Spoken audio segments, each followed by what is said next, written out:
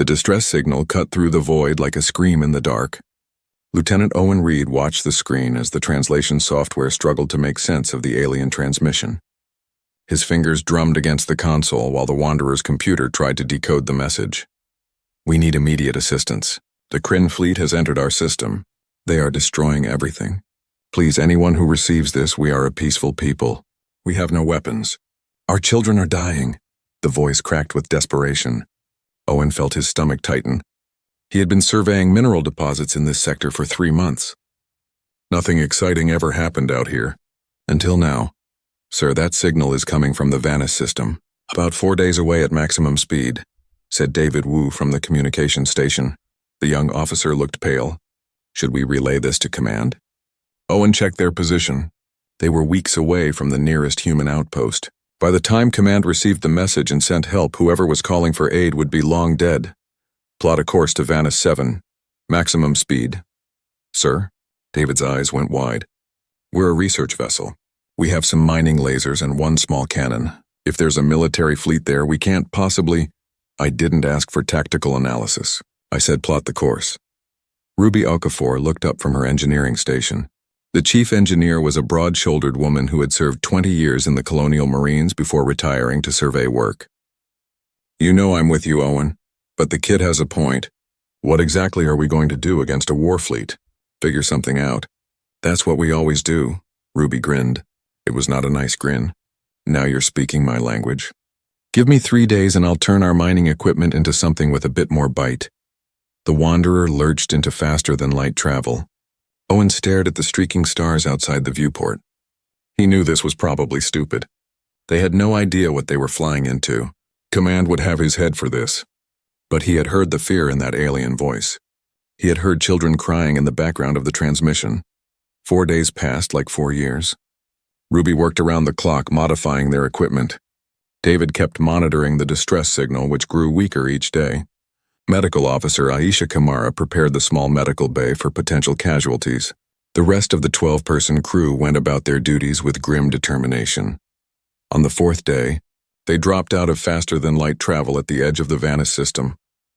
"Oh God," David whispered. The main screen showed a moon orbiting a gas giant. Even from this distance, they could see the explosions on the surface. Dozens of sleek warships circled the moon like vultures. They were firing down at the settlements below. Massive energy beams carved through structures that looked like they were made of crystal and glass. "Those are population centers they're hitting," Aisha said quietly. "Look at the distribution. They're targeting cities." Owen watched a particularly large explosion blossom across the surface. His jaw clenched. "Ruby, are those modifications ready?" "As ready as they'll ever be. But boss, I count 43 enemy ships out there. We have 1 mining laser I juiced up and a cannon that was already outdated when my grandmother was born. Then we'll have to be creative." David opened a channel to the planet's surface. "Let them know help has arrived." "Help?" Ruby laughed, but there was no humor in it. "We're 12 people in a tin can. Then we better punch above our weight." The channel crackled to life. An alien voice responded, speaking in a language the computer quickly translated. "This is Prism, Elder of the Lithos Colony. Who are you? Please, you must flee. The Kryn will destroy you. This is Lieutenant Owen Reed of the human survey ship Wanderer. We received your distress call. We're here to extract as many of your people as possible." Silence. "Then human? We do not know this species. Please save yourselves. We are already lost. We didn't come all this way to turn around. Transmit coordinates of your population centers. We're coming in. This is madness. You will die. Maybe, but we're doing it anyway. Send those coordinates." The Wanderer dove into the system at full speed. Almost immediately, 3 Kryn warships broke formation and moved to intercept. They were larger than the human vessel, their hulls covered in aggressive angles and weapon ports. "Incoming fire," David announced, his voice steady, despite the fear in his eyes. Owen gripped his armrests. "Evasive pattern Delta. Show them what a desperate human pilot can do." The Wanderer jinked hard to port. The enemy fire missed by meters. Ruby had once explained that most alien species found human reflexes unnaturally fast, something about Earth's high gravity and predator-filled environment. Owen had never been so grateful for growing up in a planet trying to kill him. They twisted through the enemy formation like a knife through silk. Ruby's modified mining laser lashed out, catching one Kryn ship across its engines. The enemy vessel spun out of control. One down, Ruby said with satisfaction. The Lithos moon grew larger on the screen. Owen could see the crystalline structures of their cities now. Beautiful and fragile, the Kryn were methodically destroying them. He felt rage build in his chest. Cold and focused, David broadcast on all Kryn frequencies. Tell them they have one chance to leave peacefully. Sir, I don't think... Do it. The message went out. The response was immediate. A dozen more Kryn ships turned toward them. Their weapons charged. Owen smiled grimly. Good. That's 12 ships not shooting civilians. Ruby, get ready to show them why you don't threaten innocents when humans are watching. The Wanderer screamed toward the moon's surface, enemy fire chasing them through the black. Behind them, the Kryn fleet was about to learn a hard lesson. They had just picked a fight with a species that evolved in hell and decided to bring that hell with them to the stars. The real battle was about to begin. Prism had never seen violence before today. The Lithos were a crystalline species who communicated through light patterns and lived in harmony with the universe. They had no concept of war, no understanding of cruelty. The idea that one being would intentionally harm another was alien to their entire philosophy. Then the Kryn came. Prism huddled in the underground shelter with 300 other survivors. They could feel the vibrations of explosions through the rock above. Their light patterns flickered with terror, casting chaotic shadows on the cave walls. Children pressed against their parents, their crystalline bodies dimming with fear.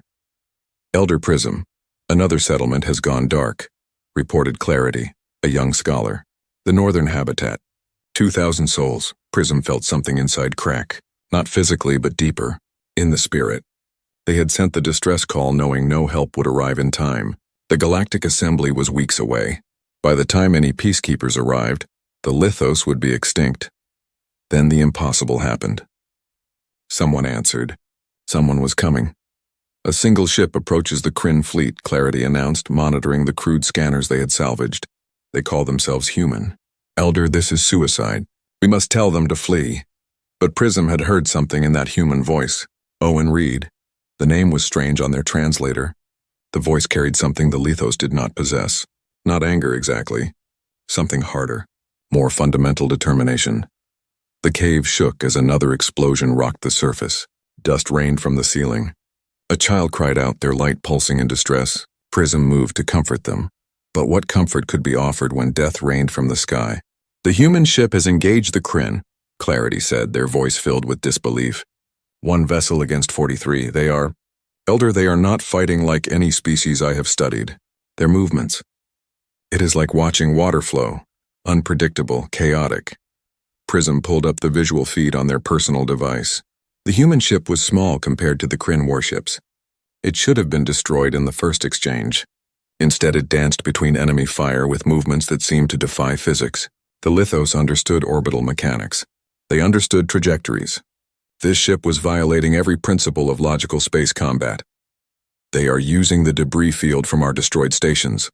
Clarity breathed, using our ruins as cover.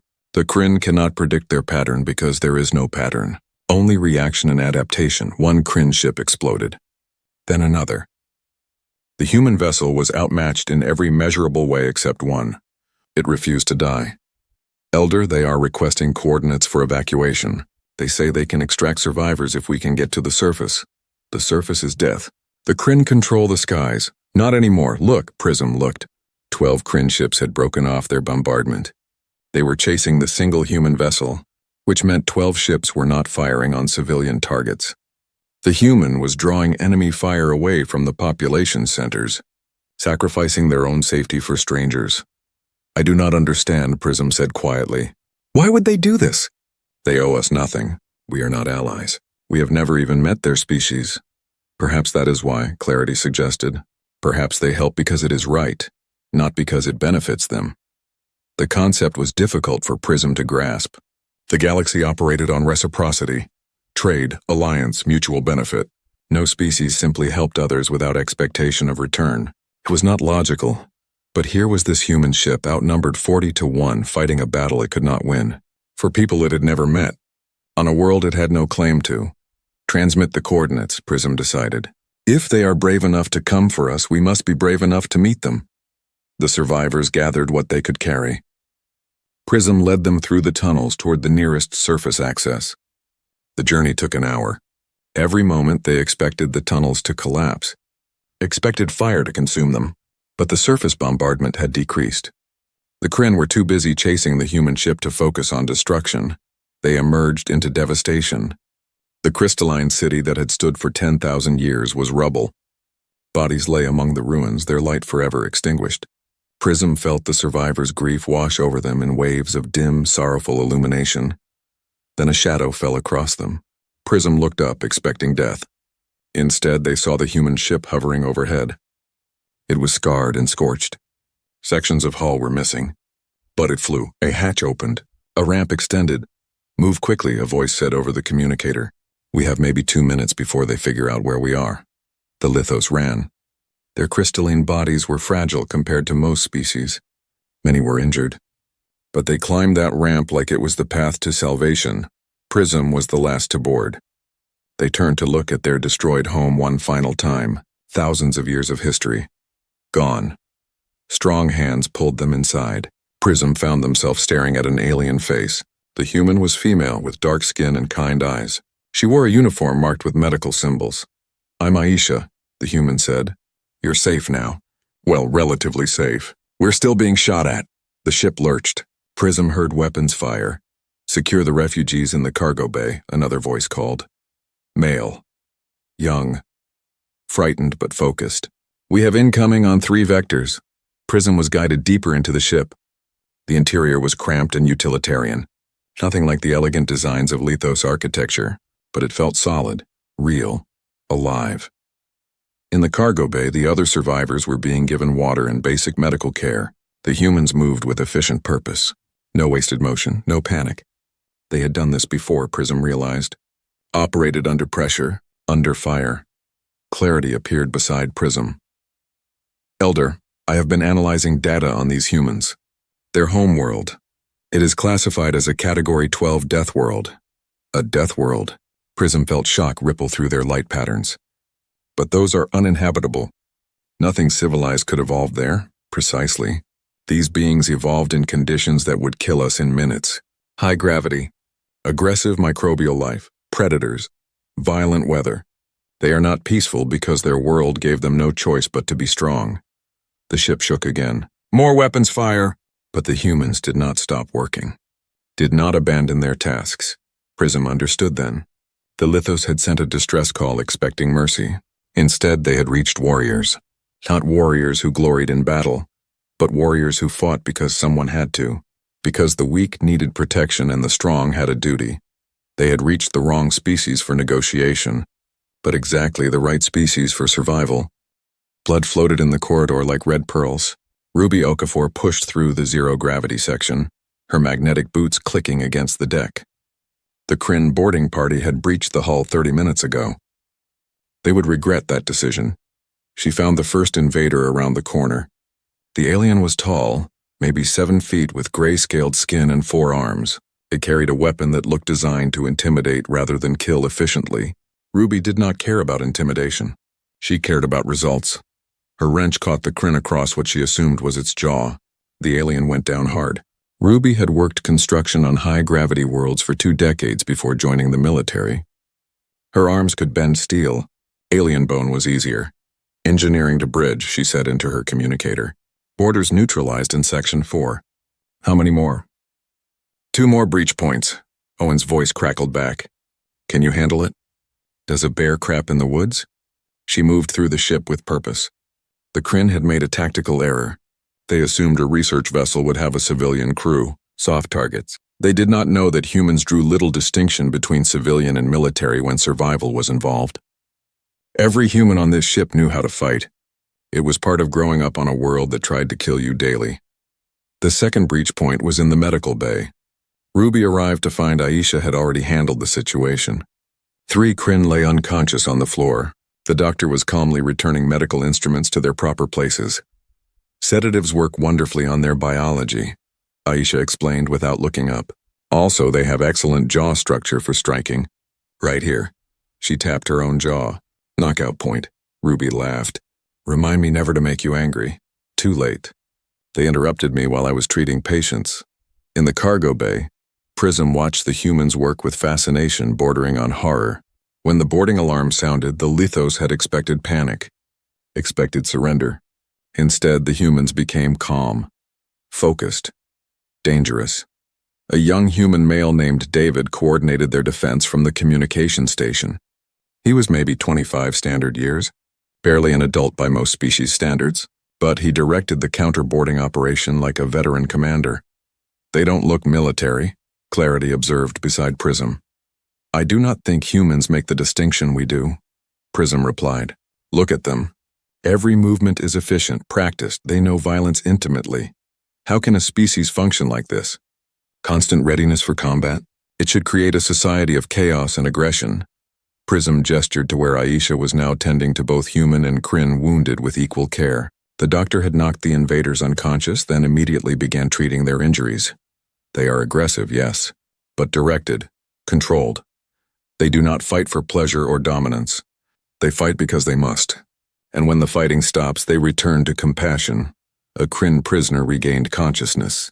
It snarled something in its native language. The translator rendered it as, "You cannot defeat the Dominion. We are superior in every way." Owen appeared from the corridor. His uniform was torn and he had a bruise forming on his cheek. But he was smiling. Not a pleasant smile, superior. He crouched next to the prisoner. "Let me tell you about my homeworld. Earth has gravity that would crush your bones in an hour. We have viruses that evolve faster than most species can develop cures. We have weather that can tear apart buildings, predators that see us as food, and we became the dominant species anyway. Do you know how?" The Kryn said nothing. "We adapted. We learned. We fought every day of our evolution just to survive. Your species found a comfortable world and built an empire.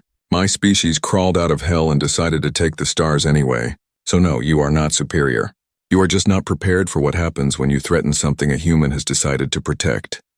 The Kryn's eyes widened. It had not considered this perspective. Ruby entered the cargo bay. "All boarders are secured. We lost some hull plates and the port engine is running at 60%, but we're still flying." "Status of the Kryn fleet?" Owen asked.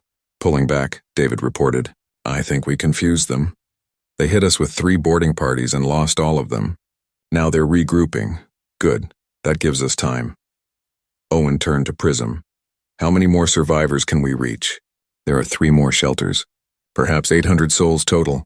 But the Kryn will not give us the opportunity again. They will be ready now. Then we make sure they're looking the wrong direction. Ruby, can you make some noise?" The engineer grinned. "I can make a lot of noise." Over the next hour, Ruby rigged some of their damaged hull sections with the remaining mining explosives. They launched the debris at the Kryn fleet on ballistic trajectories. When the sections got close, they detonated. The explosions did little real damage, but they looked impressive. More importantly, they drew attention. While the Kryn fleet repositioned to defend against the debris, the Wanderer slipped back to the moon's surface. 3 more trips. 3 more groups of survivors extracted under enemy fire. By the time the Kryn realized the debris was a diversion, the humans had pulled another 1,000 lithos from certain death. On the final extraction, Prism asked Owen the question that had been burning in their mind. "Why? We are nothing to you. Your government does not even know we exist. You gain nothing from this except danger and death. Why do you do this?" Owen looked at the lithos filling his cargo bay. Refugees who had lost everything. He thought about the question for a long moment. "My grandfather told me a story once.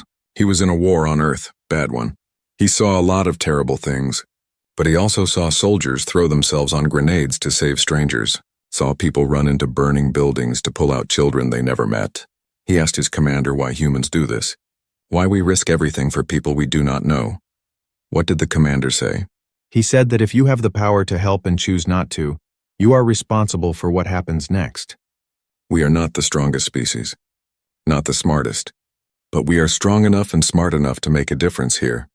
That makes it our responsibility." Prism's light patterns flickered with emotion too complex to translate. The Kryn fought for glory and conquest. The lithos had pursued peace and harmony, but humans fought for something else entirely, an idea that strength came with duty. That power meant responsibility rather than privilege. "Your species is strange," Prism said quietly. Owen smiled. You have no idea. But you'll learn, because we are not leaving you to face this alone. The Wanderer limped away from Vanus 7 with 1,500 Lithos refugees in its hold. Behind them, the Kryn fleet regrouped. They had underestimated these humans. That would not happen again.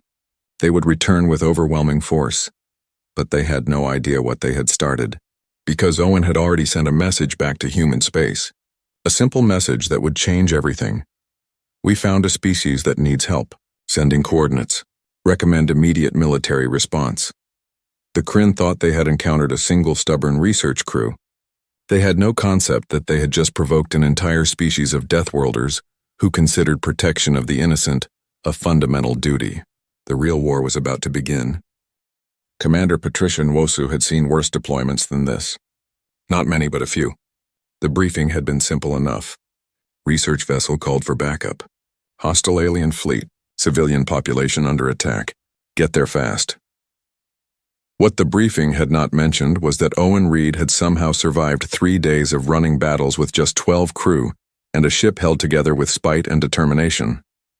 Patricia made a mental note to buy that man a drink if they both survived this. The Calgary and the Resilient dropped out of faster-than-light travel in perfect formation. 2 heavy cruisers fresh from patrol duty on the frontier. Behind them, 20 transport ships carrying 2 full battalions of colonial marines. 2,000 soldiers trained for exactly this kind of mess. Sir, we have visual on the Wanderer, reported her tactical officer. They look like they went through a shredder. Patricia studied the screen. The research vessel was missing hull plates trailing atmosphere and listing to port. But it was still flying. Still fighting. As she watched, it fired its makeshift weapons at a Kryn ship twice its size.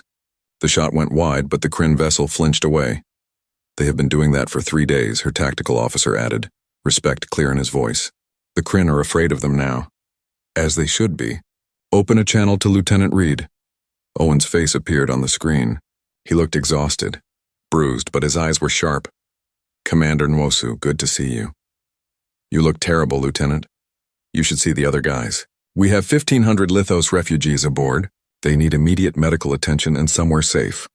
We'll transfer them to our medical ships. Your crew needs to stand down and let us take over. Owen shook his head. With respect, Commander. I have been fighting these bastards for 3 days. I would like to see it finished. Patricia smiled. She had read Owen's file during the trip. Decorated service record. Multiple commendations. Then he retired to research work because he wanted something peaceful. The universe had other plans, understood. Form up on our port flank. Try not to get yourself killed now that the cavalry is here. No promises, sir. The Kryn fleet numbered 37 ships now. They had lost 6 to a single human research vessel. Patricia imagined their commander was probably furious. Embarrassed, good. Angry enemies made mistakes. All ships battle stations. Launch fighters. Prepare orbital bombardment countermeasures. Someone get those civilians off the surface and behind our lines. The colonial marines deployed in dropships. Patricia watched them streak toward the moon's surface like falling stars. The Kryn moved to intercept, but her fighter screen tore them apart. Human pilots were aggressive in ways that shocked other species. They flew like they had nothing to lose and everything to prove. Within 30 minutes, Marines were on the ground, securing evacuation zones. Patricia listened to the comm chatter with satisfaction. Zone Alpha secure, beginning civilian extraction. Zone Beta has heavy resistance, engaging hostiles. Zone Charlie reports Kryn ground forces retreating. They seemed surprised by our environmental suits, that made sense. Vanus 7 had a thin atmosphere and low gravity, conditions that would challenge most species. But humans trained in environments that made this moon look comfortable. The Marines moved through the terrain like they owned it. The Kryn fleet commander finally made his move. All 37 ships advanced in formation. It was actually beautiful, Patricia admitted. Perfect spacing, coordinated firing patterns. They fought with discipline and honor. Humans fought to win. Break formation, Patricia ordered. Let them see what chaos looks like. The Calgary and Resilient split apart. The transport ships scattered. The fighters formed into loose groups and dove at the Kryn fleet from multiple angles. There was no coordination that an enemy could predict. Just individual units reacting to the flow of battle. The Kryn tried to adjust, but their rigid command structure could not keep up. By the time orders reached individual ships, the tactical situation had already changed. Target their command vessel.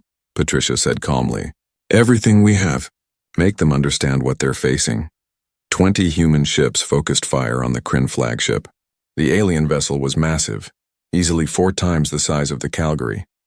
Its shields were impressive, but shields could only take so much punishment. The flagship's shields failed, then its armor, then its hull. The ship did not explode dramatically like in entertainment programs. It simply came apart, piece by piece, as human weapons tore through it with methodical precision. The Kryn fleet wavered. They had never seen their flagship destroyed. Never conceived it was possible. Open a channel, Patricia ordered. All Kryn vessels, all frequencies. The channel opened. Patricia spoke clearly.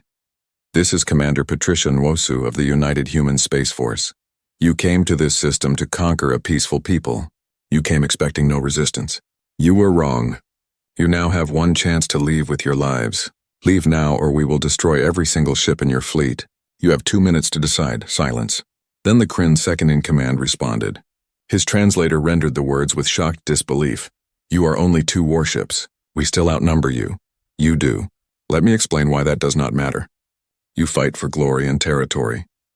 We fight because you threatened innocent people. You follow rigid tactics because that is how you were trained. We adapt because that is how we survived. You think this battle is about ships and weapons. We know this battle is about will. And human will, Commander, is forged in fire that would melt your species into slag. Patricia paused, letting that sink in. 1 minute, 30 seconds. You cannot possibly... 1 minute. The Kryn ships began to turn, slowly at first, then faster. They were retreating, running, the entire fleet fleeing from 2 human cruisers and a handful of support vessels. Sir, they're leaving the system, her tactical officer reported. All of them. Patricia leaned back in her command chair. Good. Get those Marines back to the ships. Begin recovery operations for Lithos survivors, and someone get Lieutenant Reed's crew onto a medical ship. They have earned some rest. On the moon's surface, Colonel James Chen stood among the ruins of a Lithos city. His Marines were helping the survivors gather belongings, set up temporary shelters, organize medical care. This was not what they trained for. They trained to fight and destroy, but they did this anyway, because humans understood something most species did not. The real measure of strength was not how much damage you could inflict. It was what you chose to protect. A Lithos child approached Chen cautiously. The small crystalline being looked up at the large human in combat armor with curiosity rather than fear. Are you a warrior? The child asked through the translator. Chen thought about that. He had killed Kryn soldiers today, destroyed their vehicles, driven them from this moon with violence and terror. Yes, he said finally. But I am also a protector. Sometimes you need warriors to protect the people who cannot protect themselves. The child's light patterns flickered with something that might have been understanding. Will you stay? Keep us safe? Chen looked around at his Marines. They were exhausted, covered in dust and blood, but they were already helping rebuild what the Kryn had destroyed. Already making this place secure. Yeah, Chen said. We'll stay as long as you need us. That's what we do. Above the moon, Patricia watched the last Kryn ship vanish into faster-than-light travel. This was not over. The Kryn would return eventually. They would bring more ships, more weapons, but they would also bring the memory of what had happened here.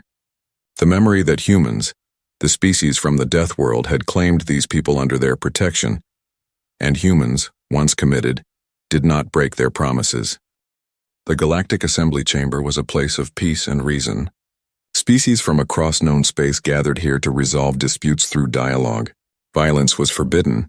War was a relic of primitive cultures. Civilized beings talked through their problems. Then the humans submitted their report. Ambassador Trill of the Sethari people read the document with growing horror. She had lived for 300 standard years and served in the assembly for half that time. She had seen disputes over trade routes, arguments about mining rights, debates over colonization boundaries. Never had she seen anything like this.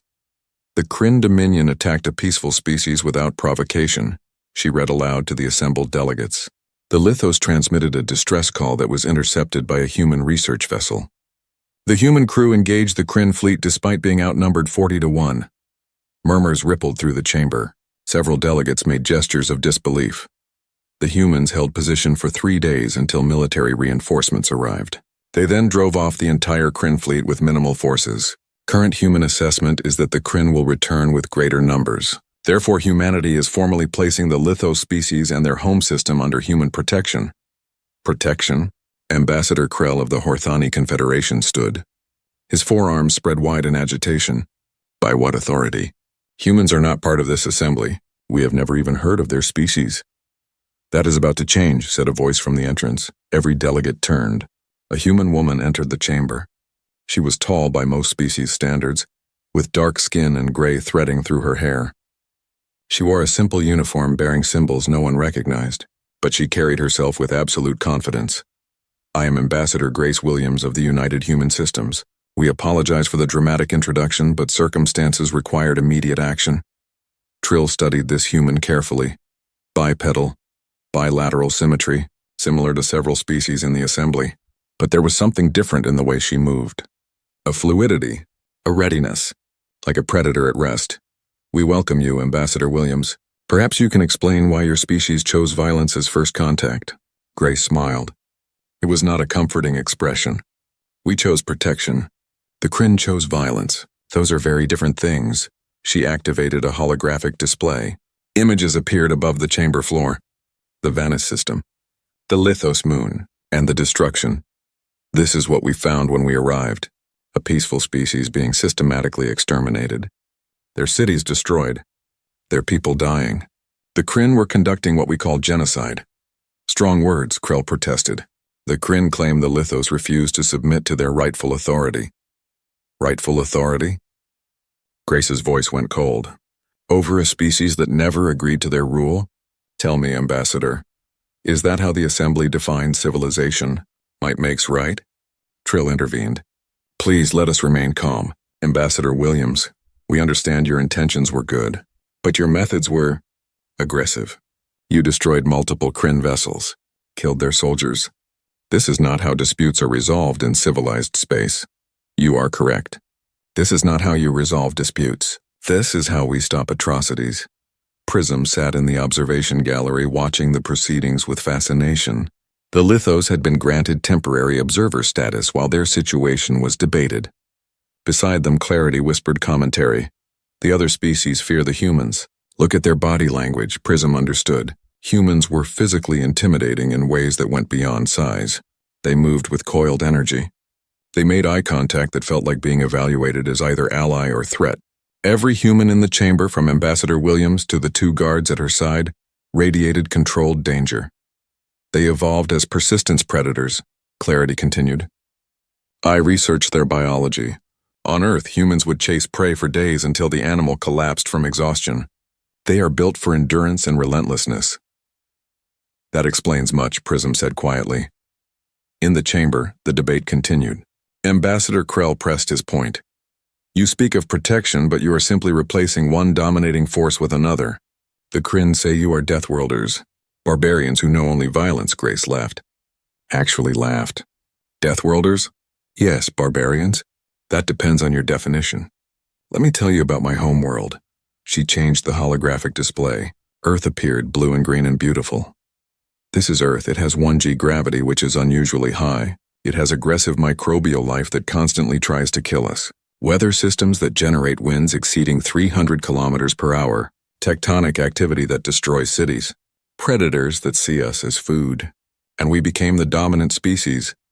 The delegates stared at the rotating planet with expressions ranging from shock to revulsion. Do you know how we did it? Not through physical strength. Humans are actually weak compared to many Earth predators. Not through natural weapons. We have no claws, no fangs, no armor. We did it through intelligence, cooperation, and absolute refusal to quit. Those same traits that helped us survive Earth are why we intervened at Vanus 7. But the violence, Trill began, was necessary. We did not start this fight. We ended it. The Kryn bombarded civilian populations. We stopped them. They boarded our vessel. We defended ourselves. They refused to leave peacefully. We forced them to leave. Every action we took was in response to their aggression. Krell stood again. And now you claim the Lithos system as your own? This is conquest dressed in noble words. We claim nothing, Grace said firmly. We offer protection. The Lithos are free to refuse, free to govern themselves, free to ally with anyone they choose.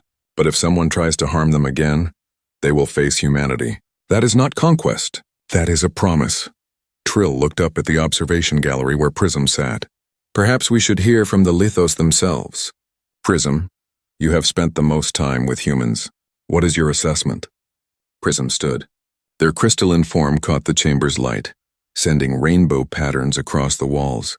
They spoke carefully, knowing their words would shape the future. Before the humans came, we were dying. Our entire species faced extinction. We sent a distress call expecting negotiation, mediation, the tools of civilized discourse. But the Kryn were not interested in discourse. They wanted only submission or death. Prism paused, letting that reality settle. The humans did not negotiate with the Kryn. They fought them, bled for us, asked nothing in return except that we survive. I have studied their history. They are violent, yes, but their violence is directed, controlled, used only when other options fail. And when they fight for something beyond themselves. You trust them? Trill asked. I trust that when the Kryn return and they will return, the humans will stand between us and annihilation. Can you say the same for the Assembly? Silence. Every delegate knew the truth. The Assembly's peacekeeping forces were weeks away. By the time any official response had been authorized, the Lithos would have been extinct. Grace spoke into that silence. Humanity is not asking to join your Assembly. We are simply informing you of facts. The Lithos are under our protection. Any species that threatens them threatens us. Any species that comes in peace will be welcomed. Those are the terms, simple and clear. And if we refuse to recognize your claim, Krell demanded, then you refuse. But it changes nothing. We will still be there, still protecting them, still keeping our promise, because that is what humans do. We do not need permission to do what is right. The vote was called. 17 species recognized humanity's protection of the Lithos. 12 abstained. 8, including the Horthani Confederation, voted against. But it did not matter. The humans had made their position clear. After the session, Trill approached Grace privately. You have made enemies today, Ambassador. The Kryn will seek revenge. Others fear what your species represents. Let them fear, Grace said. Better to be feared for strength than ignored while innocents die. We learned that lesson the hard way on Earth. What if the Kryn bring overwhelming force? Your species cannot fight the entire galaxy, Grace smiled. Maybe not, but we can make anyone who threatens our friends regret it. That is usually enough. Trill watched the human ambassador leave. She wondered if the galaxy understood what had just happened. A new species had appeared, not seeking trade or alliance or membership, simply stating that some things were worth fighting for, some people were worth protecting. The Kryn would return. That was certain, but they would face something they had never encountered before. Humans who had decided that the Lithos were under their shield, and human shields once raised, did not come down until the threat was ended or the human was dead. The galaxy was about to learn what happened when you threatened something a Deathworlder had decided to protect. 6 months had changed everything. Admiral James Okonkwo stood on the bridge of the UHSF Guardian, watching the defensive station orbit Vanus 7 like a protective parent. The station had been built in record time, a joint effort between human engineers and Lithos designers. It combined human defensive capability with Lithos aesthetic beauty, a symbol of what cooperation could achieve. James had been a ship captain for 20 years before his promotion. He had fought in border conflicts, chased pirates, and defended colonies. But this was different. This was not about human interests or territorial disputes. This was about a promise made to people who had no one else. Admiral, long-range sensors are picking up multiple faster-than-light signatures, reported Lieutenant Sarah Park from Tactical. Distance 2 light hours. Estimate 200 contacts. James felt his stomach tighten. They had known this was coming. Intelligence reports from Assembly contacts had warned that the Kryn were gathering a massive fleet. Not just to retake Vanus 7, but to make an example, to prove that humanity's protection meant nothing against superior numbers. Sound general quarters. All ships to battle stations. Alert the ground forces. Someone wake up Commander Nwosu and tell her the party's about to start. The defensive network around Vanus 7 had grown substantially. 3 carrier groups, 12 cruisers, 40 frigates, 200 fighters, and the station itself, bristling with weapons that could crack a moon. It was an impressive force by human standards. It would not be enough if the Kryn brought everything intelligence suggested. On the planet's surface, Colonel Chen gathered his Marines in the central plaza. The Lithos had rebuilt their city with human help. The new structures combined crystalline beauty with reinforced foundations and shield generators. Prism called it hope made visible. "Listen up," Chen said to his assembled troops. "Long-range sensors confirm what we expected. The Kryn are coming back. Big time, 200 ships. They are going to hit us with everything they have. No panic, no fear. Just professional soldiers acknowledging the tactical situation. Our job is simple, keep the Lithos safe. If the Kryn make it through the fleet and land troops, we stop them. If they bombard from orbit, we get civilians to shelters. If they try to starve us out, we hold until reinforcements arrive. Questions?" A young Marine raised her hand. "Sir, are we going to die here?" Chen appreciated the directness. "Maybe, probably not. But if we do, we die keeping a promise. I can think of worse ways to go." The Marine nodded, satisfied. Prism watched the preparations from their council chamber. Clarity stood beside them, light patterns flickering with anxiety. "They are not afraid," Clarity observed. "The humans know they may die, yet they show no fear." "They are afraid," Prism corrected.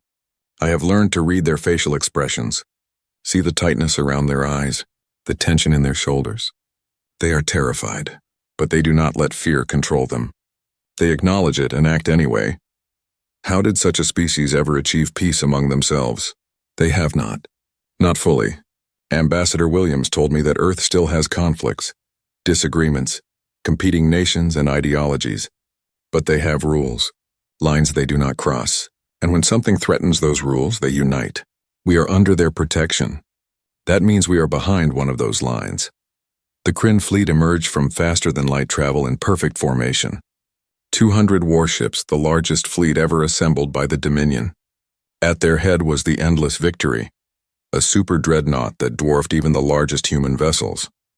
On its bridge, Supreme Commander Rolth studied the human defensive positions with satisfaction. Intelligence had been accurate. 3 carrier groups and a station. Impressive for a species so recently encountered. Utterly insufficient against his fleet. "Open a channel to the human commander," Rolth ordered. Admiral Okonkwo's face appeared on the screen. The human looked older than expected. Gray hair, weathered face, but his eyes held no fear. "Interesting.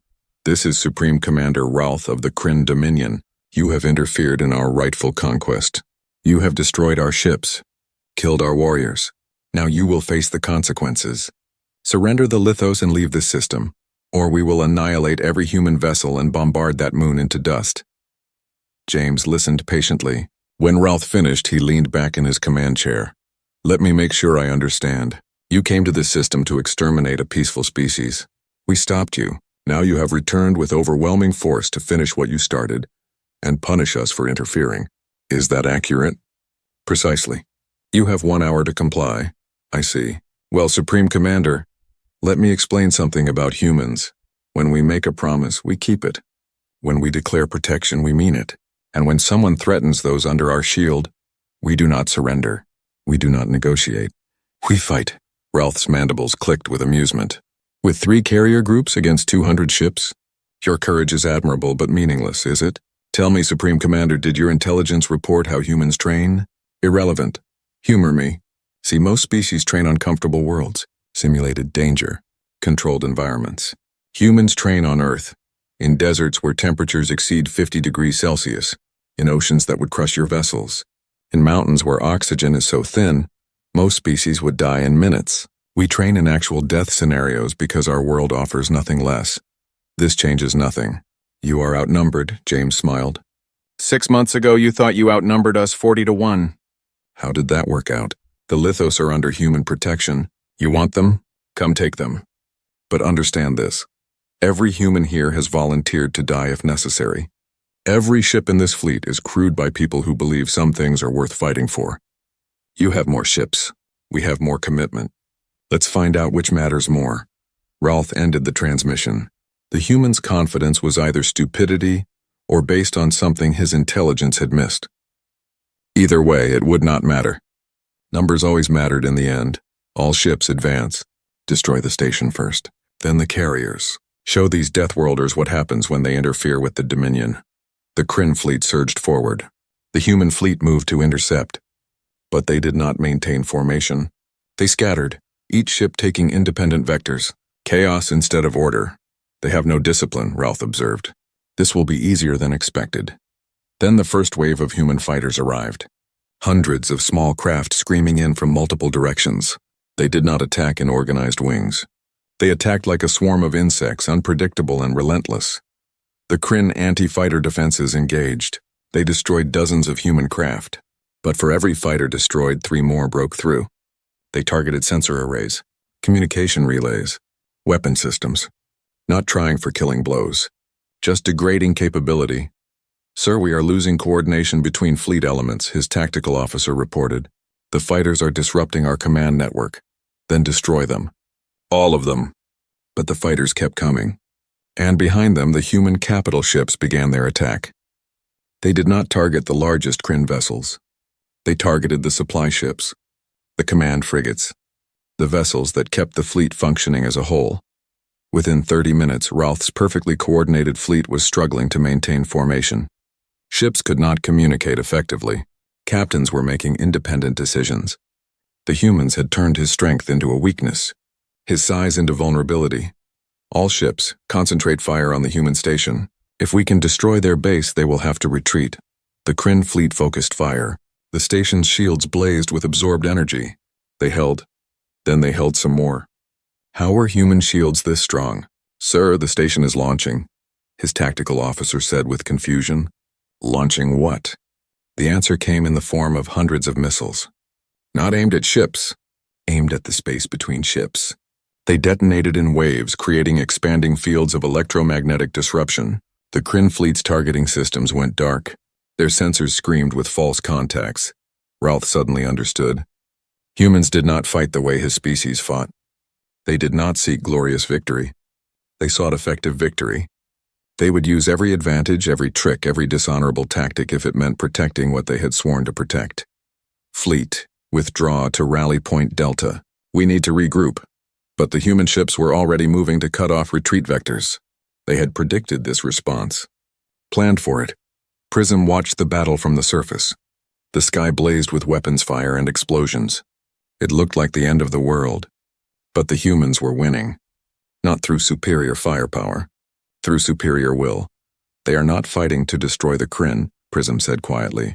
They are fighting to make the cost of continuing unbearable. Clarity understood. They are offering the Kryn an exit. Leave and survive. Stay and be destroyed. The battle raged for 3 hours. When it ended, the Kryn had lost 73 ships. The humans had lost 18. The Kryn fleet retreated at maximum speed. On the Guardian's bridge, James watched them go. His crew cheered. He did not join them. Send a message to all Kryn vessels. Wideband, all frequencies, won't, sir? Tell them this. The Lithos are under human protection. This is not negotiable. This is not temporary. This is permanent. Any species that comes in peace will be welcomed. Any species that comes with violence will face what you face today. Choose wisely, the message was sent. James knew the war was not over. The Kryn would lick their wounds. Maybe try again, maybe not, but they would remember. The galaxy would remember. A species from a death world had claimed protectors as its role. And when tested, they had proven willing to die for that claim. Owen Reed sat in the rebuilt Central Plaza, watching Lithos children play with human children. Prism approached and sat beside him. You were right, the Lithos elder said. This was the right thing to do. Owen smiled. My grandfather was right. If you have the power to help and do not, you are responsible for what happens next. We had the power, we helped. Simple as that. But you are still here. You could leave now. Where would we go? You are our friends now. Friends do not abandon each other. That is not the human way. Above them, the defense station orbited serenely, a symbol of protection, of promise kept. The galaxy had learned a valuable lesson. When humans said they would protect you, they meant it. With every ship, every soldier, every breath, because that was what it meant to be human. To look at the darkness and decide to be the light for those who could not be. The wheat fields stretched golden under the early sun, and Dana Mills had her hand steady on the controls as her small plane swooped low over the crops. She'd been doing this job for 5 years now, spraying fields across Montana, and she knew every inch of this land. The radio played country music softly in her headset. and the morning air was smooth and calm. Then the sky screamed. Dana jerked her head up as something massive tore through the clouds above her, trailing fire and black smoke. The object was shaped like a wedge, silver and sleek, but it was clearly dying. Parts of it were melting and the air around it shimmered with heat. It passed over her so close that her plane shook from the shockwave, and she had to fight the controls to stay level. The thing hit the ground 3 miles to the north. Dana saw the impact, saw dirt and fire explode upward in a column that reached toward the sky. Her radio crackled with static, and somewhere in the distance she heard alarms going off from the nearby farms. She should have turned back. She should have called the sheriff and landed her plane at the airstrip. Instead, Dana pointed her nose toward the smoke and pushed the throttle forward. The crash site was worse up close. The silver craft had carved a burning scar through the prairie, and grass fires were spreading outward from the impact point. The vessel itself was half buried in the earth, its hull cracked open like an egg. Strange gases vented from the wounds, turning the air around it purple and green. Dana set her plane down in a clear field 200 yards away and grabbed her emergency kit from behind the seat. She had been a medic in the Air Force before she became a pilot, and old instincts were taking over. Someone might be hurt in there. Someone might need help. She ran toward the wreck, pulling her shirt up over her nose to filter the strange smoke. As she got closer, she could see that the metal was not like anything humans made. It was too smooth, too perfect, and it seemed to repair itself in places, metal flowing like liquid before hardening again. A sound came from inside the ship. Not mechanical, organic. Someone was crying out in pain. Dana found the breach in the hull and squeezed through. Inside, the craft was dark except for flickering lights that pulsed in colors she had no names for. The air was thick and hot, and it smelled like copper and ozone. She clicked on her flashlight and swept it across the interior. 3 figures lay crumpled against what might have been control panels. They were not human. The first one had 4 arms and skin that looked like pale crystal. Its body was twisted at an angle that made Dana wince, and one of its legs was clearly broken. The second was smaller, with bioluminescent patterns running across its skin that flickered weakly. The third was the largest, with scales like a lizard and a frilled neck that hung limp. Blood that was too blue to be human pooled beneath it. Dana stood frozen for exactly 3 seconds. Then her training kicked in and she moved forward. The largest one, the scaled one, opened its eyes as she approached. The eyes were golden and slitted, and they went wide with what looked like terror when they saw her. It made a sound, a hissing, clicking noise that might have been language, and tried to pull itself away from her. Dana held up her hands, showing she was not armed. She spoke slowly and clearly. "I am here to help. You are hurt. Let me help you." The creature stared at her. Its mouth moved, forming shapes that were not English, and then it pointed weakly at something on the wall. A small device blinking with a weak red light. Dana grabbed it and brought it back. The moment the creature touched it, the device lit up and a voice came from it. Mechanical, flat, but speaking English. Translation matrix active. Warning, this unit is damaged. Communication may be impaired. The scaled creature looked at Dana and spoke. The translator turned its words into English. "You are Terran, human, from the Deathworld," Dana blinked. "I am human, yes. From Earth. And you are badly hurt. All 3 of you. Let me see your injuries." The creature made a sound that the translator could not interpret. It might have been a laugh. It might have been a sob. "You should run, Terran. You should flee. We have crashed on your world by mistake. The stories say your kind are dangerous predators, pack hunters who bond with anything and kill to protect those bonds." Dana knelt beside the creature and opened her medical kit. She had bandages, antiseptics, emergency sutures. Not much, but it was something. "I was a medic once," she said quietly. "I do not care what stories you have heard. You are bleeding, and I know how to stop bleeding. Now hold still." The creature watched her with those golden eyes as she worked. Its blood was blue and too thin, but pressure still stopped the flow. She wrapped its worst wounds and then moved to the others. The crystalline one was conscious now, making sounds like wind chimes as it spoke. The translator rendered it as, "Why is she helping us?" The small one with the glowing patterns spoke in a voice rendered as young and frightened. "Terrans are supposed to be monsters." Dana finished bandaging the crystalline one's leg and sat back on her heels. She was covered in blue blood and strange oils from the ship, and her hands were shaking now that the immediate crisis was passing. "I do not know what you have heard about humans," she said. But where I come from, when someone is hurt, we help them. That is what we do. The scaled one, the leader perhaps, studied her face for a long moment. Then it spoke again, and the translator made its voice sound heavy with pain and something else. Respect, maybe. I am Ren, captain of this vessel. The crystal one is Lyra, our navigator. The young one is Pol, our engineer. We are Quinn people. We were fleeing persecution. Our jump drive failed. We landed here by chance, Dana nodded. I am Dana Mills, and you landed in Montana. Near my home. She stood up and looked around the wreck. Can you move? This ship is not stable, and there are fires outside. I have a barn about 2 miles from here. It is safe. We need to get you there before someone else arrives. Ren's eyes widened again. You would shelter us? Even knowing what we are? Even knowing that those who hunt us may follow? Dana looked at the 3 injured aliens and thought about the choice in front of her. Then she thought about who she was and what she believed in. The choice was not hard at all. Yes, she said simply, I would. Now let us get moving before this thing explodes. Lyra made her chiming sound again, and the translator said, She asks why you are not afraid of us. Dana smiled, tired and sad. Because you are hurt and scared and far from home, and because I think maybe the galaxy has you all wrong about what humans really are. She reached out a hand to help Pol stand. The young alien hesitated, then took it. As they emerged from the wreck into the Montana sunshine, Ren spoke one more time. The collectors were following us, Dana Mills. They hunt our kind. They will come. You must leave us and flee. Terrans are dangerous, but the collectors are worse. Dana looked at the sky, clear and blue and empty. For now. Then I guess we had better be ready when they get here, she said. The 3 aliens stared at her like she had just said something insane. Perhaps she had. But Dana Mills had made her choice, and she was not the kind of person who walked away from people who needed help. Even if those people were not people at all, but strangers from the stars. Even if helping them meant standing between them and death.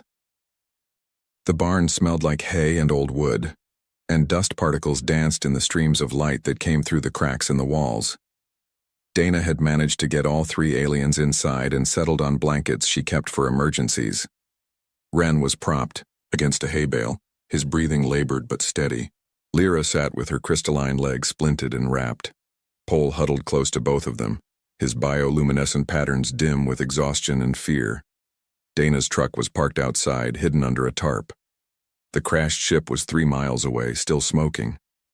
She had called her friend Ben Torres 20 minutes ago, and now she paced near the barn door waiting. An old border collie limped over to her and pressed against her leg. She scratched his ears absently. It is okay, Rex. We are just having a strange day. The sound of tires on gravel made her tense. She looked through a gap in the door and relaxed when she saw Ben's sheriff vehicle pulling up, followed by a dusty sedan. Ben got out, adjusting his hat, and a woman in her 50s climbed out of the sedan carrying a medical bag. Dana opened the barn door and stepped out. Ben, Dr. Watson. Thank you for coming. Ben Torres had been sheriff of their county for 10 years. He was calm in emergencies, which was why Dana had called him first. He looked at her blood-stained clothes and raised an eyebrow. You said on the phone that we had visitors. You did not mention they were bleeding. Dr. Amy Watson was already moving past them toward the barn. Are they hurt badly? Do you need me to call for an ambulance? Dana caught her arm gently. Amy, wait. Before you go in there, you need to know something. They are not from around here, not from anywhere on Earth. Both Ben and Amy stopped.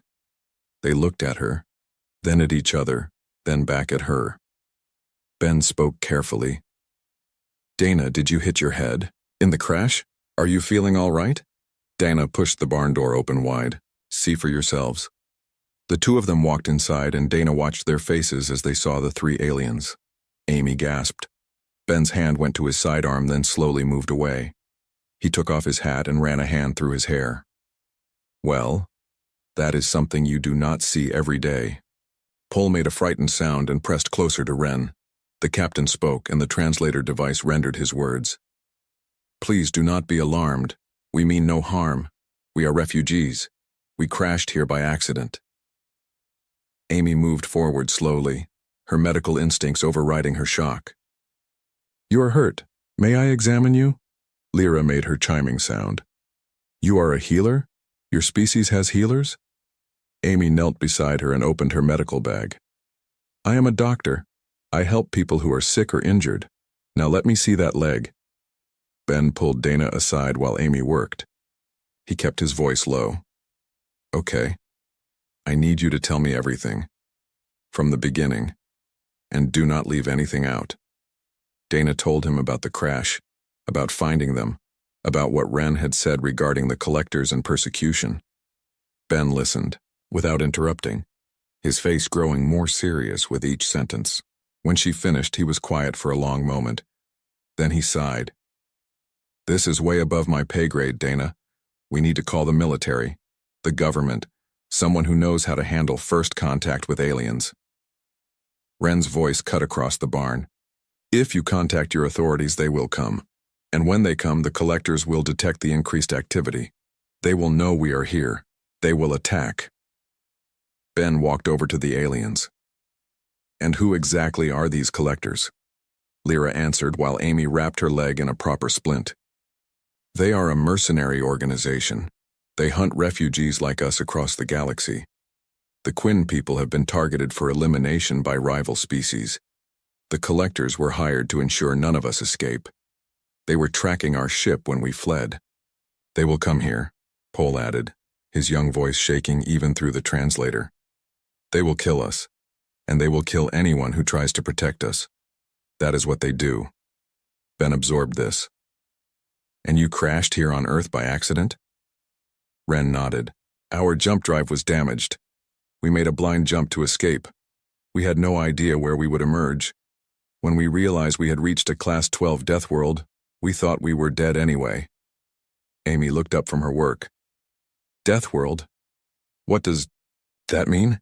Lyra made a sound like wind chimes in a storm. Earth is classified as one of the most dangerous planets in the known galaxy. Your gravity is crushing to most species. Your atmosphere is corrosive. Your weather is violent. Your native life forms are aggressive predators. And your people, the Terrans, are said to be the most dangerous of all. Dana frowned. Dangerous how? Pole spoke up. The stories say humans are pack-bonding predators, that you come from a world so harsh that you evolved to never give up, to keep going even when injured, to protect anything you consider part of your pack. Even creatures that should be your prey or your predators. The galaxy fears you because you do not act like other species. You are unpredictable, compassionate to allies but merciless to enemies. Ben snorted. That sounds like propaganda to me. Wren fixed his golden eyes on the sheriff. We thought so too. Until Dana Mills found us broken and bleeding in our ship, and instead of killing us or fleeing, she bandaged our wounds and brought us to shelter.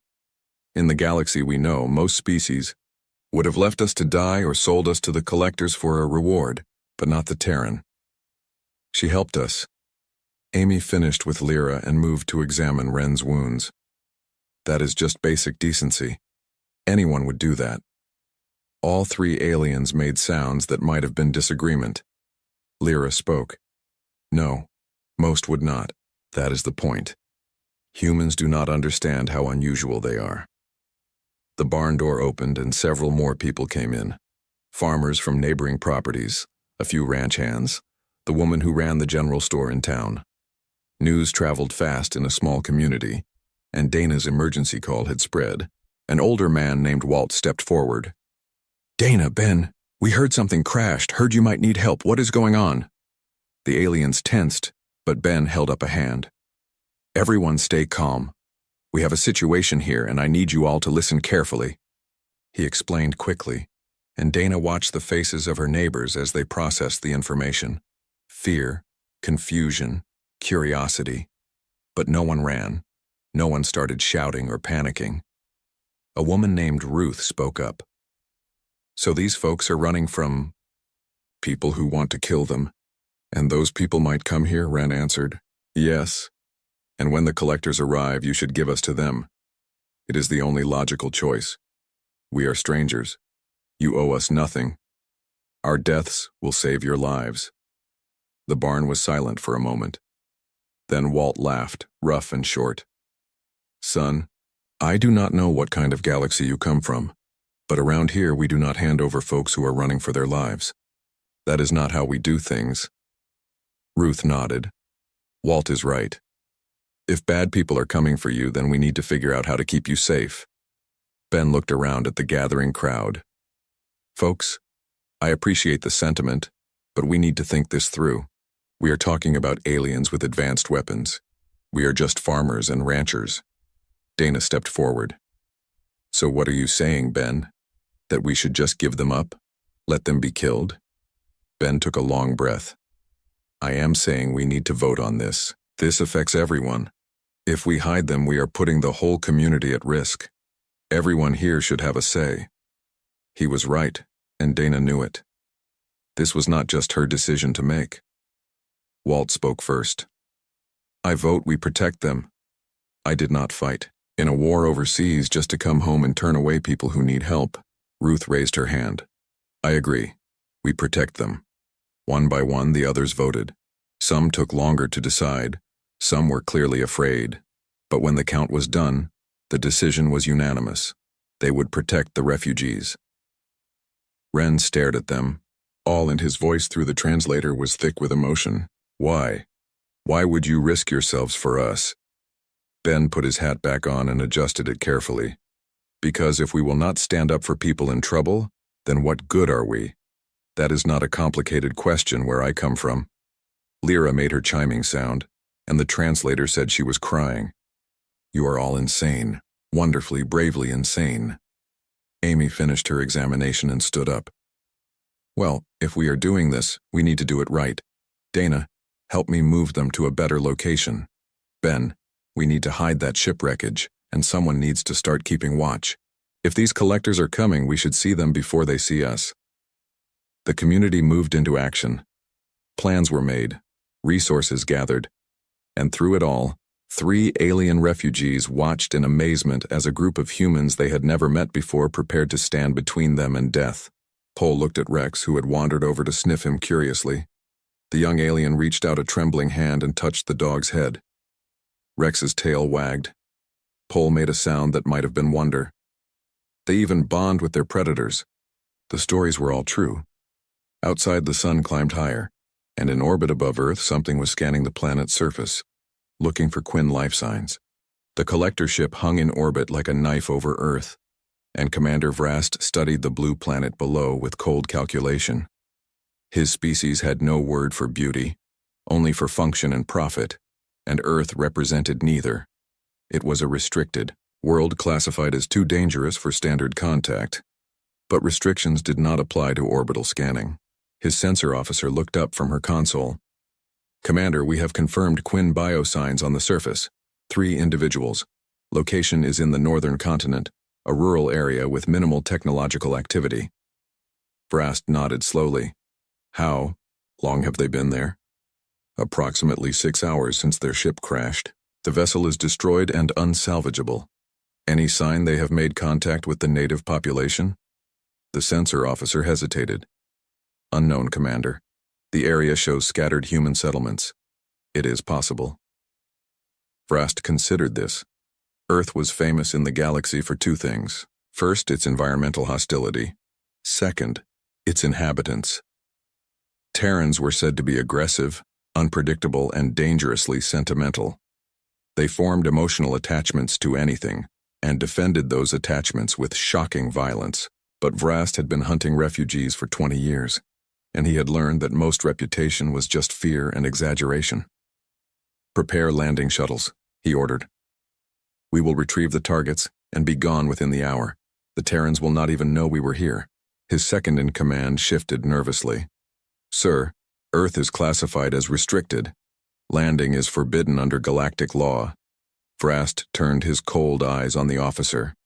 We are not landing for diplomacy or trade. We are performing a legal retrieval of marked refugees. Galactic law permits necessary operations, and besides, who will complain? The Terrans do not even know they are part of a galactic community. They are primitives. Now prepare the shuttles. 3 dropships descended through Earth's atmosphere, 12 hours after the crash, leaving trails of fire across the Montana sky. It was dawn again, and the landing site was a field 2 miles from where the Quinn ship had crashed. The shuttles touched down in a triangle formation, their landing gear crushing the wheat beneath them. 60 collector soldiers emerged, armed and armored. They spread out in a standard search pattern, and Vrast walked among them, checking his scanner. The Quinn signals were close. Very close. Less than a mile to the east. What he did not expect was the wall of humans waiting for them. 200. People stood in a long line across the field, stretching from fence line to fence line. They were farmers and ranchers, teachers and store clerks, old men and young women. Some held hunting rifles. Others held farm tools, or simply stood with empty hands. They made no sound. They did not move. They just stood there, blocking the path between the collectors and the barn where the refugees hid. Vrast stopped walking. His soldiers stopped with him. This was not in the plan. This was not how primitives were supposed to behave. He activated his translator and amplified his voice. People of Earth, we are collectors, authorized under Galactic salvage law to retrieve marked property. 3 Quinn refugees are illegally present on your world. Surrender them immediately and we will depart without conflict. A woman stepped forward from the line. She was covered in engine grease and old blood, and her eyes were steady. Vrast recognized her from the bioscans. Dana Mills, the one who had pulled the Quinn from their crashed ship. She spoke clearly. Those are not property. They are people, living beings who are running for their lives, and you are not taking them. Vrast felt something he rarely experienced. Surprise. You shelter them? You, a primitive species, dare to interfere with galactic law? Another human stepped forward, a male wearing a symbol of local authority. Ben Torres, his scanner identified. I think you will find that you are the ones breaking galactic law. Earth is classified as restricted.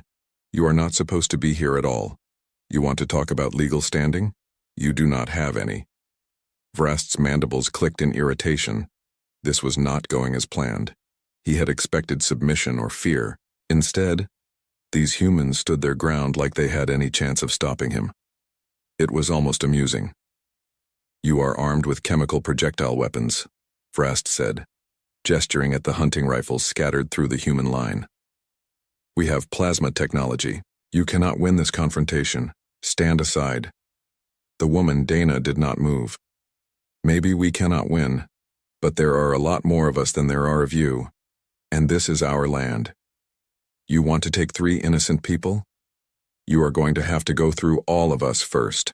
Vrast accessed his database on human psychology. They were bluffing.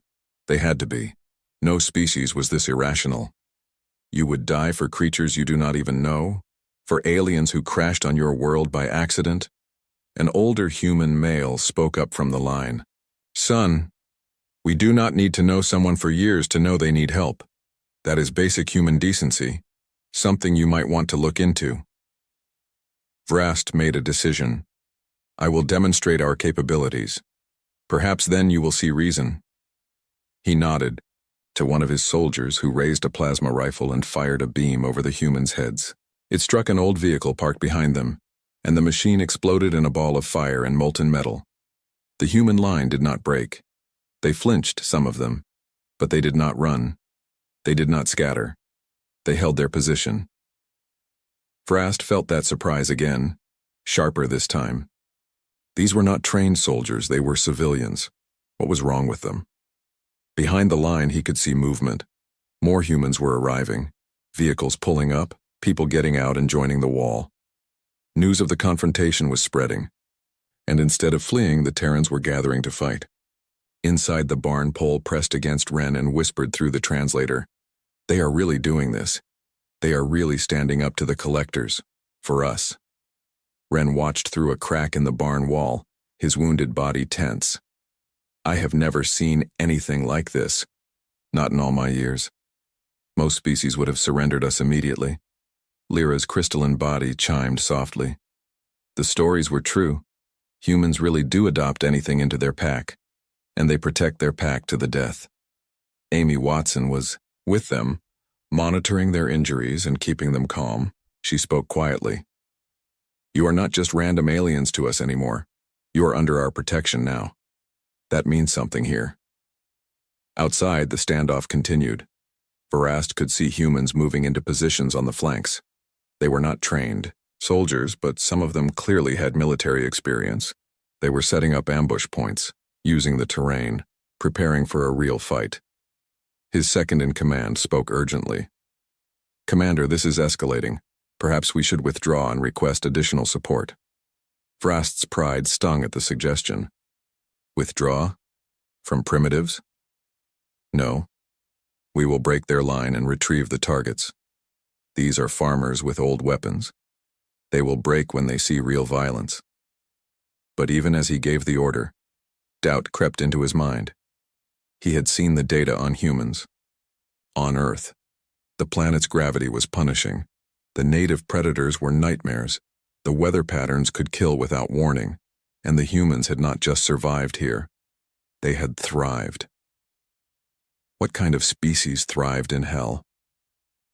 Ben Torres raised his voice across the field. "Last chance to leave peacefully. Get in your ships and go. No one has to die today." Vrast laughed, a harsh sound through his translator. "You think you can threaten us? You think we fear your primitive weapons?" An old human with white hair smiled grimly. "Fear our weapons? No. But maybe you should fear what is behind them." His name was Eddie Grant, and his hands were steady on an old rifle that had seen combat decades ago. "We might be primitives, but we know how to fight. And more than that, we know what we are fighting for." Vrast looked at the line of humans and saw something in their faces that he had not expected. Not just courage, conviction. They truly believed they could stop him. They truly believed this was worth dying for. It was insane. It was illogical. It was everything the reports had said about humans and more. Night began to fall. Neither side moved. The collectors held their position, and the humans held their line. More people kept arriving, swelling the human numbers. Word was spreading across the region, and apparently, the response was not to flee but to come and help. Vrast realized with growing unease that he had made a serious miscalculation. He had thought the Terrans would be easy prey. Instead, he had walked into a trap of his own making. His soldiers were stranded on a hostile world, surrounded by increasingly organized resistance, and every hour that passed saw more humans arriving to oppose them. His sensor officer spoke from the shuttle. "Commander, we are detecting incoming communications. Multiple human agencies are now aware of our presence. Their military is responding." Vrast's mandibles clicked rapidly, a sign of stress. The situation was deteriorating. But he could not retreat. Not yet. His reputation depended on completing missions. The collectors were feared because they always finished the job. He made another decision, a darker one. Send a message to the ship. Tell them to prepare orbital strikes. If these humans will not surrender the targets, we will eliminate the entire settlement from space. They have 1 hour to comply. The message was sent. And in the barn, Ren's scanner detected the communication. He understood what it meant. He looked at Lyra and Pole, and then at the humans who had stood between them and death. His voice was heavy. "They are going to destroy everything. The town, the people, all of it. Because of us." He struggled to stand despite his injuries. "We have to surrender. We have to give ourselves up. It is the only way to save them." Dana, who had come back to check on them, heard this through the translator. She met Ren's eyes and shook her head. "No, we do not give up people to save ourselves. That is not who we are. We will find another way." Ren stared at her. "There is no other way. You cannot fight ships in space. You will all die." Dana smiled, sad and tired. "Then I guess we better make sure that does not happen." She looked at the 3 aliens in the community that had chosen to protect them. "You are not alone anymore. Remember that." Outside, the hour began to count down. 50 minutes remained when Eddie Grant finished setting up the last of his positions. The old mechanic had served in a war that felt like a lifetime ago, and his hands remembered things his mind tried to forget. He moved along the irrigation ditches that crossed the farmland, placing people with rifles at intervals, showing them how to use the terrain for cover. A young woman named Sarah held her hunting rifle with white knuckles. "Eddie, can we really fight these things?" They have technology we do not even understand. Eddie checked her position and adjusted her angle slightly. Technology does not mean invincible. It just means different. They have better weapons, but we have numbers and we know this ground. More important, we have something to fight for. He nodded toward the barn in the distance. Those 3 people in there, they are counting on us.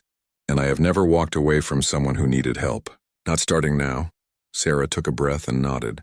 Okay, I am ready. Eddie patted her shoulder and moved to the next position. All around the perimeter, people were doing the same. Setting up, preparing, waiting. Some were scared.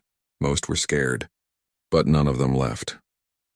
At the main line, Dana stood next to Ben and watched the collector soldiers across the field. They had not moved in over an hour, which meant they were waiting for something. The ultimatum, probably. She had heard Wren explain it. 1 hour or they fire from space. Ben checked his watch. We have less than an hour left. I called the Air Force Base, but the nearest fighters are still 20 minutes out. I do not know if they will get here in time. Dana looked at the sky, clear and blue and beautiful. Somewhere up there, a ship was pointing weapons at them. At her home. At people she had known her whole life. All because they refused to hand over 3 strangers to be killed. She thought about walking away. She thought about the easy choice. Then she thought about Lyra's crystalline chimes when she spoke. About Pohl's fear when he had first woken up. About Wren's disbelief that humans would help them. She thought about what kind of person she would be if she made the easy choice. We do not give them up, she said quietly. No matter what happens. We do not give them up, Ben nodded slowly. I know. I just wanted to make sure you knew what that means. For all of us. I know. Across the field, Vrast was having similar thoughts, though his were flavored with growing frustration. His soldiers were reporting increasing human activity on all sides. The primitives were not just standing in a line anymore. They were organizing, flanking, preparing ambush points. Some of them clearly had military training, and they were directing the others. His second-in-command approached. Commander, the situation is becoming untenable. The humans now outnumber us 4 to 1, and more are arriving every hour. Our orbital support is ready, but using it will create a significant interstellar incident. Earth is a restricted world. If we attack from orbit, the Galactic Council will have to respond. Vrast knew this. He had known it when he gave the order. But his pride had been damaged by these primitives, and he needed them to understand who held the power here. The threat alone should be sufficient. Once they understand we are serious, they will surrender the targets. But deep inside, where he did not like to look, Vrast was beginning to doubt. These humans were not acting like any species he had ever encountered. They were not rational. They were not thinking about survival. They were thinking about something else, something he did not quite understand. In the barn, the 3 refugees huddled together while Amy checked their vital signs again. Wren's wounds were healing slowly, but he was stable. Lyra's leg was set properly. Pohl's bioluminescent patterns were brighter now, showing reduced stress. Physically, they were improving. Mentally, they were watching their own execution timer count down. Pohl spoke through the translator, his voice small. I do not understand humans. Why are they doing this? They barely know us. We are nothing to them. Amy looked up from her medical equipment and smiled gently. You are not nothing. You are people who need help. That makes you important. That makes you worth protecting. Lyra chimed softly. But you will die. The collectors will fire from space and everyone here will die. How can you accept that so calmly? Amy was quiet for a moment, choosing her words carefully. I am not calm. I am terrified. But I would be more terrified of the person I would become if I let you be killed just to save myself. Do you understand? Some things are more important than safety. Wren made a sound that might have been a laugh or a sob. You are all insane. Your entire species is beautifully, tragically insane. Rex, the old border collie, wandered over to Pohl and rested his head on the alien's leg. Pohl touched the dog's fur with trembling fingers. Even your predators show us kindness, he whispered. Everything they said about humans was true. You do not just survive on a death world. You turn it into a home. And then you invite strangers into that home, even when it costs you everything. Outside, Eddie was making his final rounds when he heard vehicles approaching from the east. For a moment, his hand went to his rifle, but then he saw the markings. Police cars from neighboring counties. A fire truck. An ambulance. And behind them, civilian vehicles. Dozens of them. People poured out and joined the line. A police captain walked up to Ben. We heard you might need backup, Sheriff. Thought we would come see if we could help. Ben shook his hand firmly. Glad to have you. Situation is complicated, we heard. Aliens and space mercenaries. Strange day? The captain looked at the collector shuttles across the field. So what is the plan? The plan is we stand here and we do not let them take 3 innocent people.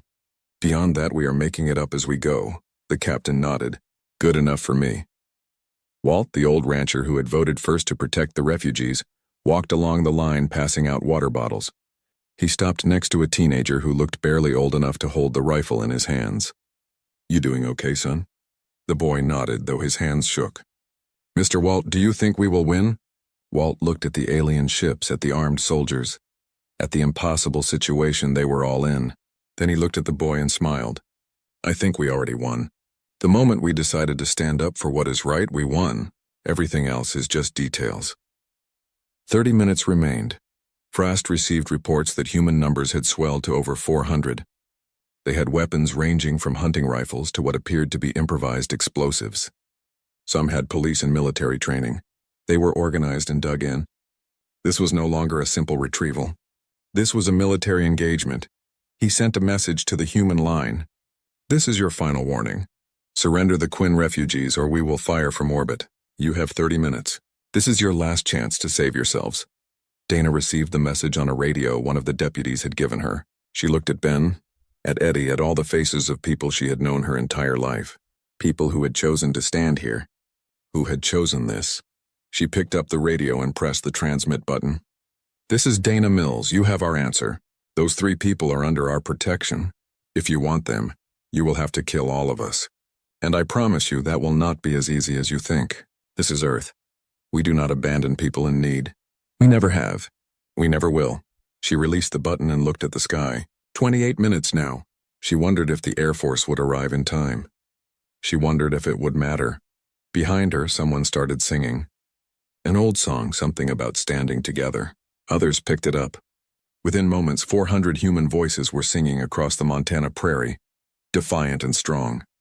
The collector soldiers heard it and shifted nervously. This was wrong. Everything about this was wrong. Prey did not sing when they were about to die. Prey did not stand firm when facing superior force. What kind of species were these humans? Frost heard the singing and felt something he did not have a name for. Not fear exactly, but recognition. Recognition that he had miscalculated badly. That these Terrans were exactly what the reports claimed.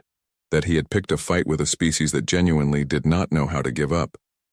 He looked at his soldiers, at the human line that refused to break, at the timer counting down. 25 minutes remained, and for the first time in his career, Commander Vrast did not know what to do. Inside the barn, Lyra chimed a question through the translator. Why are they singing? Amy listened to the voices and smiled through her tears. Because we are human. Because even facing death, we do not surrender who we are. Because sometimes when you cannot do anything else, you sing. Pohl listened to the song and understood. Not the words. He did not speak English well enough, but he understood the emotion behind it. Defiance, unity, love. The humans were telling the collectors and the universe and each other that some things were worth more than survival. They were worth everything. 20 minutes remained. When the alarms on every human vehicle started going off, someone shouted and pointed at the sky. Something was coming. Something fast. Dana looked up and saw them. Contrails against the blue. 4 of them. Coming from the south, the Air Force had arrived. Ben grabbed the radio. Air Force, this is Sheriff Torres on the ground. We have a situation here. Multiple hostile craft and armed soldiers. Request immediate support. The radio crackled. Copy that, Sheriff. We see them. Weapons hot. Awaiting your orders. Dana felt something release in her chest. Hope. Actual hope. They were not alone. The cavalry had arrived just like in all those old stories. Frost saw the approaching fighters and made his decision. The one he should have made an hour ago. All soldiers return to shuttles. We are withdrawing. His second-in-command looked at him in shock. Commander, we still have time. We could complete the mission. Frost turned cold eyes on him. Look at them. Really look. They did not break. They will not break. And now their military has arrived. If we fire from orbit, we start a war with a Deathworld species. Do you want that? Do you want to be the one who started a conflict with humans? Because I promise you, that is not a legacy anyone wants. The collector soldiers retreated to their shuttles. Within minutes, the three craft lifted off, dirt and dust swirling beneath them. They rose into the sky and disappeared, heading for orbit and then beyond. 400 humans watched them go and erupted in cheers. The silence after the cheering was almost louder than the noise. Dana stood in the field where 400 people had just faced down an alien army, and she felt her legs start to shake. The adrenaline was draining away, leaving behind exhaustion and the weight of what had almost happened. Ben caught her elbow as she swayed. Easy. Sit down for a minute. Dana sat heavily on the ground, and around her others were doing the same. Some were laughing. Some were crying. Some just stared at the sky where the collector ships had disappeared. They had won. Somehow, impossibly, they had won. The Air Force fighters circled overhead once more before breaking off and heading back to base. Their presence had been enough. The collectors had retreated rather than risk conflict with Earth's military. The gamble had paid off. Eddie walked over to them, his old rifle slung over his shoulder. His hands were steady, but his eyes were tired. Well, that was something. Ben laughed, slightly hysterical. That is one way to put it. We just stared down aliens with space guns using hunting rifles in sheer stubbornness. Did not even have to fire a shot, Eddie said. He looked at the barn where the refugees were hidden. Those 3 people in there, they must think we are completely insane. Dana pushed herself to her feet. Maybe we are. But I would rather be insane than be the kind of person who hands over innocent people to be killed. She started walking toward the barn. Come on, let us go tell them they are safe now. Inside the barn, Ren, Lyra, and Pole had heard the cheering. They had heard the sound of the shuttles leaving, but they did not quite believe it until Dana walked through the door with a tired smile on her face. They left, she said simply. You are safe. Lyra made a sound like crystal bells shattering. They left? The collectors retreated? That is impossible. They never retreat. They always complete their missions. Pole's bioluminescent patterns flared bright with emotion. How? How did you make them leave? Ben came in behind Dana and leaned against the doorframe. We did not make them do anything. We just refused to move. Turns out, when you get enough people standing together, even aliens with fancy weapons think twice about starting a fight. Ren struggled to his feet despite his injuries, and Amy moved to help him. He looked at the humans with his golden eyes and spoke through the translator, his voice thick. You saved our lives. You stood between us and death. You risked everything for strangers. I have traveled to 100 worlds, met 1,000 species, and I have never seen anything like what you did today. Dana shrugged uncomfortably. We just did what anyone would do. All 3 aliens made sounds of disagreement. Lyra chimed urgently. No, that is not true. Most species would not. You do not understand how rare this is. How rare you are. In the galaxy we know survival comes first always. You put strangers before your own safety. That is not normal. That is extraordinary. Pole came closer to Dana, his young face open with wonder. The stories about humans, we thought they were exaggerations. Tales to scare children. But they are all true, aren't they? You really are pack-bonding predators who adopt anything and protect it with your lives. Amy laughed softly from where she was checking Ren's bandages. I never thought of us that way, but I suppose it is accurate. We do tend to attach ourselves to just about anything. Plants, animals, each other, apparently aliens from space. Rex chose that moment to trot over to Pole and press against his leg. The young alien looked down at the old dog and made a sound that the translator rendered as laughter mixed with tears. I was terrified of him when I first saw him. I thought he was a miniature wolf that would tear my throat out. Now he is my friend. How do you do that? How do you make everything feel safe? Eddie had come into the barn and heard the question. He spoke up from the doorway. We do not make things safe, kid. We just stand with them while they are scared. That is all friendship is, being there when things are hard. The barn door opened wider and more people started filing in. Walt, Sarah, the police captain, dozens of others who had stood on the line. They came to see the 3 beings they had protected, to meet them properly, to understand who they had risked their lives for. Lyra shrank back at first, overwhelmed by the crowd. But Dana noticed and held up a hand. Everyone give them some space. They have been through a lot and they are still healing. The humans stepped back, but their faces were curious and kind. One by one they introduced themselves. shook hands with the aliens, or tried to figure out how handshaking worked with beings who had different numbers of arms or claws instead of fingers. A child, maybe 7 years old, slipped through the crowd and stood in front of Pol. She looked up at him with wide eyes. "Are you really from space?" Pol knelt down to her level, his patterns glowing soft blues and greens. "Yes, I am from very far away." "A different star." "That is cool," the child said seriously. Then she held out a flower she had picked from the field. "This is for you, because you are a visitor, and my mom says we are always nice to visitors." Pol took the flower with trembling fingers and held it like it was made of precious crystal. His translator could not render the sound he made. It was too full of emotion to translate, but everyone understood it anyway. The hours that followed were strange and wonderful. News of the alien encounter was spreading beyond the local community now. Federal agents were on their way. Military officials. Scientists. Everyone wanted to know what had happened in a small Montana town. But for now, for these few hours, it was just the people who had been there and the 3 refugees they had saved. Amy brought food, and they discovered that Quinn people could eat some Earth foods and not others. Lyra found bread absolutely fascinating. Pol loved apples. Ren tried coffee and immediately regretted it, which made everyone laugh. They talked. Through the translator device, the 2 species exchanged stories. The aliens told of their world, their culture, the persecution that had driven them to flee. The humans told of Earth, of Montana, of lives spent growing crops and raising families and looking at the stars, wondering if anyone was out there. "We thought we were alone," Dana said quietly. "For so long we looked at the stars and wondered if there was anyone else." "And now you are here," Lyra chimed softly. "You are not alone. There are thousands of species in the galaxy, millions of worlds. But I will tell you something, Dana Mills. In all those thousands of species, I have never met any who were like humans. You are unique, and I think the galaxy is going to be very surprised when they discover you are real." Ben had been thinking about practical matters while everyone else talked. He spoke up now. "So what happens next? For you 3, I mean, can you repair your ship? Can you leave Earth?" Ren shook his head slowly. "Our ship is destroyed beyond repair. We have no way to leave your world, and even if we could, the collectors now know we are here. They will report to the council. Other hunters will come. We have nowhere to go." The barn was quiet for a moment as everyone processed this. Then Walt spoke up. "So stay here." 3 alien faces turned to him. Lyra made a questioning chime. "Stay on Earth? Why not?" Walt gestured around. "You need a place to be safe. We have room.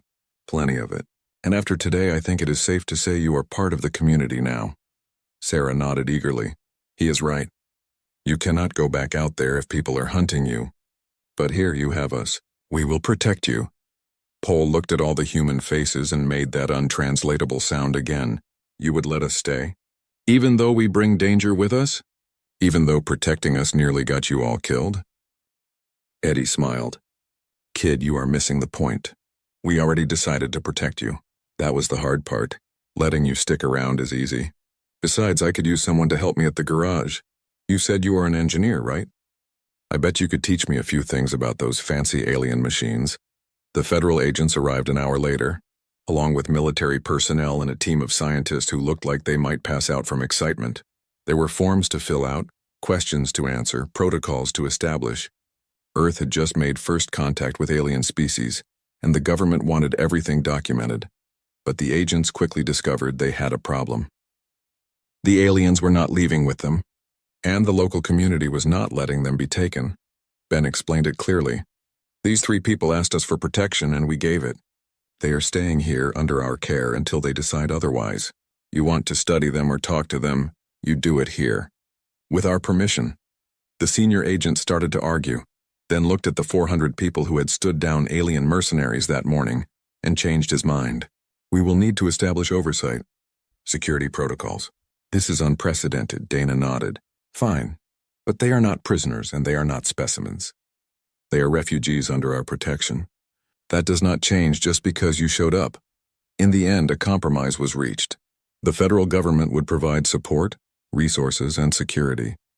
But the refugees would remain in the local community, living among the people who had saved them. Scientists could visit and study, but only with permission. Earth's first alien residents would be treated as what they were: people. As night fell, Dana found herself sitting on her porch with Lyra beside her. The crystalline alien was looking up at the stars, and her body chimed softly in the evening air. "What are you thinking about?" Dana asked. "Home," Lyra answered, "but not my old home. That place is gone, destroyed by people who hated us for being different. I am thinking about how strange it is that I feel safer here, on a death world full of predators, than I ever felt out there among the stars." Dana followed her gaze upward. Earth can be dangerous, but it is also beautiful, and the people here, we look out for each other. That includes you now. Lyra's chimes shifted to a warmer tone. I know, that is what makes this home. Not safety, but belonging. Inside the barn, Pole curled up next to Rex and let himself sleep without fear for the first time in months. Ren rested with his wounds finally healing properly, surrounded by guards who were protecting him instead of hunting him. And across a small Montana town, people went to bed knowing they had done something that mattered, something that would be remembered. 6 months had changed everything and nothing at all. The wheat fields still stretched golden under the Montana sun, and Dana Mills still flew her crop duster over them. The difference was that now she sometimes had passengers who marveled at human aviation and asked 1,000 questions about how machines heavier than air could possibly stay in the sky. Lyra sat in the passenger seat today, her crystalline body secured carefully with modified straps that Eddie had designed. She watched the ground pass below them and chimed with wonder. "You make this look so effortless. Flying without any anti-gravity technology, just metal and physics and human determination." Dana smiled and banked the plane gently. "It is all about understanding the air. It wants to lift you up if you give it the right shape to push against. My dad taught me that when I was young." "Your father was wise," Lyra chimed, then softer. "I wish mine could have met you all. He would have liked it here." Dana reached over and touched Lyra's crystalline arm gently. They did not talk about what the Quinn people had lost. Not often, but sometimes the grief surfaced, and when it did, the humans just sat with it. Presence was better than words. They landed 20 minutes later, and Pole was waiting at the airstrip with Eddie. The young alien had grown in confidence over the past months. His bioluminescent patterns were always bright now, showing health and happiness. He wore a modified mechanic's jumpsuit that Eddie had made for him, and his hands were covered in the same engine grease that stained Eddie's. "Dana, Lyra, you have to see what we did," Pole said excitedly through his translator. "We modified the tractor to run twice as efficiently. Eddie taught me about combustion engines, and I showed him some Quinn cooling techniques. It is a hybrid now." Eddie grinned and wiped his hands on a rag. "Kid is a natural. Give him a month, and he will be teaching me instead of the other way around." They walked together toward Eddie's garage, and Dana felt that same sense of rightness she had felt for months now. This was what first contact should look like. Not governments and protocols, though those had their place, but people learning from each other, working together, building something new. The garage had become a hub of activity. Scientists came regularly to observe and learn, always respectful, always asking permission. Pole had helped them understand Quinn technology, and in return they taught him about human engineering. The exchange went both ways, but today was not about science. Today was about community. Walt's grandson was getting married, and the whole town was invited, including the 3 aliens who had become as much a part of the place as anyone born there. The ceremony was held in a field behind the church, and chairs were set up in rows facing a simple wooden arch covered in flowers. People filled the seats dressed in their best clothes, and among them sat Ren, Lyra, and Pole. Ren wore a modified suit that accommodated his frame and scales. Lyra's crystalline body had been polished until it shone. Pole wore a bow tie that Eddie had helped him attach, and he kept touching it nervously. Ben Torres, who was officiating, began the ceremony. Dana sat near the front and watched as 2 people promised to stand by each other through whatever life brought. For better or worse, in sickness and health. She had heard these words dozens of times at dozens of weddings, but today they felt different, heavier, more real. Maybe it was because 6 months ago hundreds of people had stood in a field and made their own kind of promise. To protect strangers, to stand together, to choose what was right over what was easy. During the reception, Lyra found herself surrounded by children who wanted to hear her chime. She told them stories about her world, about cities made of crystal that sang in the wind, about forests where the trees glowed at night. The children listened with wide eyes, and Lyra felt something she had not felt in a long time. Purpose, hope, future. Pole danced or tried to. Human dancing was strange and confusing, but Sarah showed him the basic steps, and soon he was moving with the others, his patterns flashing in joy. He stepped on several feet and apologized profusely each time, but no one minded.